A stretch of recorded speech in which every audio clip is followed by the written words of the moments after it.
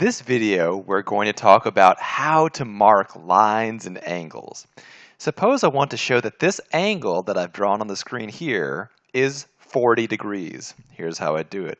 I simply draw a little arc here, a little tiny arc, and then I just write 40 degrees. And that's all there is to it. It's very, very simple. Now let's say that my goal is not to actually tell that an angle is a particular measure, but to show that two angles are the same. Suppose I have this angle, and I also have this angle, and I want to show that they have the same angle measure. But I might not know what that angle measure is. There's a couple things I could do. I could give them both a very similar mark.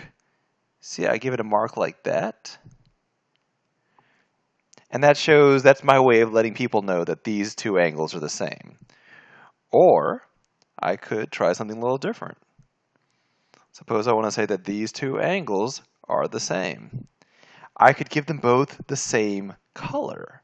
I could give them the same color. I could say that this blue and this blue are the same. And that's a notation for everybody to understand that these two angles have the same measure. I can do something similar with sides. Let's say we have two triangles. Let's say I have this triangle and I have this triangle. And let's say I want to indicate that these two triangles, that one of the sides is the same. I can give it the same color. I can say that this side is the same length as this side. And the fact that they're the same color is my way of indicating that these two lengths are the same. Or I don't have to use a different color. I could just put a symbol. I could say that if it has like 2 marks, it equals any side that has 2 marks is the same.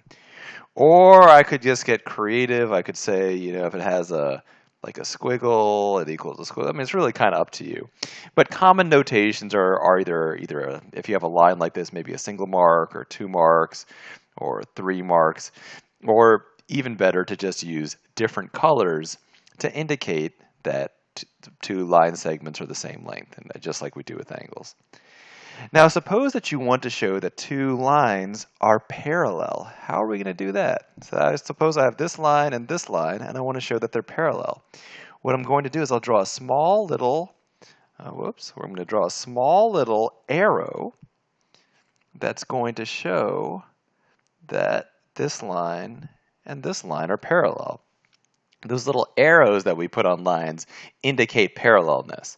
Let's say I had 2 different sets of parallel lines. One I could give 1 arrow, another one I could give kind of 2 arrows right next to each other like that. And that's a common notation to show that lines are parallel.